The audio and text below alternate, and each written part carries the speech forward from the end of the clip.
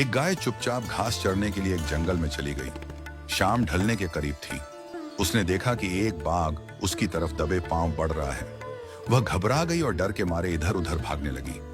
वह बाघ भी उस गाय का शिकार करने के पूरे मूड में था, तो उस गाय के पीछे दौड़ने लगा। दौड़ते दौड़ते गाय को सामने एक बड़ा तालाब दिखाई दिया। घबराई हुई गाय बिना कुछ सोचे समझे उस तालाब के अंदर घुस गई। बाघ को उस समय केवल वह गाय ही दिख रही थी, तो बाघ भी उसका पीछा करते हुए तालाब के अंदर घुस गया। दोनों को अंदर जाकर पता चला कि वह तालाब बहुत गहरा नहीं था, उसमें पानी कम था और वह कीचड़ से भरा हुआ था। उन दोनों के बीच की दूरी काफी कम थी, लेकिन अब वह कुछ नहीं कर पा रहे थे। वह गाय उस कीचड़ के अंदर धीरे धीरे ढंसने लगी। वह बाघ भी उसके पास होते हुए भी उसे पकड़ नहीं पा रहा था और बाघ भी कीचड़ के अंदर ढंसने लगा। दोनों कीचड़ के अंदर ढंसने की वजह से एक दूसरे के करीब आते जा रहे थे। दोनों करीब करीब गले तक उस कीचड़ के अंदर फंस गए। दोनों हिल भी नहीं पा रहे थे। कीचड़ के अंदर धंसे से होने की वजह से दोनों का शरीर बिल्कुल भी हिल नहीं पा रहा था और गाय के करीब होने के बावजूद भी वह बाघ उसे पकड़ नहीं पा रहा था। थोड़ी देर बाद गाय ने डरते हुए उस बाघ से पूछा, क्या तुम्हारा कोई गुरु या मालिक है? बाघ ने थोड़ी देर तो कुछ सोचा और फिर बाघ ने गुर्राते हुए कहा, मैं तो जंगल का राजा हूं, मेरा कोई मालिक नहीं है। मैं खुद ही जंगल का मालिक हूं। मैं क्या करूंगा किसी गुरु का? सब मेरे से डरते हैं, तो मुझे किसी मालिक और गुरु की कोई जरूरत नहीं। गाय ने कहा, लेकिन तुम्हारे उस शक्ति का यहाँ पर क्या उपयोग है?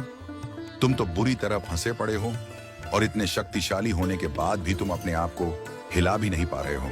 उस बाघ ने कहा, तुम भी तो फंस गई हो और मरने के करीब हो। तुम्हारी भी तो हालत मेरे जैसी है, तो तुम इतना उपदेश क्यों दे रही हो? गाय ने मुस्कुराते हुए कहा, बिल्कुल नहीं। मेरा तुम्हारे जैसा हाल जरूर है, लेकिन मेरा मालिक जब शाम को घर आएगा और मुझे वहां पर नहीं पाएगा, तो वह ढूंढते हुए यहाँ जरूर आएगा और मुझे इस कीचड़ से निकालकर अपने घर ले जाएगा। तुम्हें कौन ले जाएगा? थोड़ी ही देर में सच में ही गाय का मालिक वहां पर आया और गाय को कीचड़ से निकालकर अपने घर ले गया। जाते समय गाय और उसका मालिक दोनों एक दूसरे की तरफ कृतज्ञता पूर्वक देख रहे थे। वे चाहते हुए भी उस बाघ को कीचड़ से नहीं निकाल सकते थे, क्योंकि उनकी जान के लिए वह खतरा था और बाहर निकलते ही बाघ दोनों को खा जाता। गाय बिल्कुल हमारे समर्पित हृदय के जैसी है। बाघ हमारे अंदर का अहंकारी मन है और गाय का मालिक सद्गुरु का प्रतीक है और कीचड़ ये मायावी संसार है जिसमें हम सब रहते हैं। और गाय और बाघ के बीच का संघर्ष बिल्कुल अस्तित्व की लड़ाई के जैसा है। किसी पर निर्भर नहीं होना अच्छी बात है, लेकिन उसकी अति नहीं होनी चाहिए। आपको किसी मित्र, किसी गुरु, किसी सहयोगी की हमेशा ही जरूरत होती है। चाहे कुछ भी हो जाए, लेकिन जिंदगी में एक गुरु अवश्य होना चाहिए।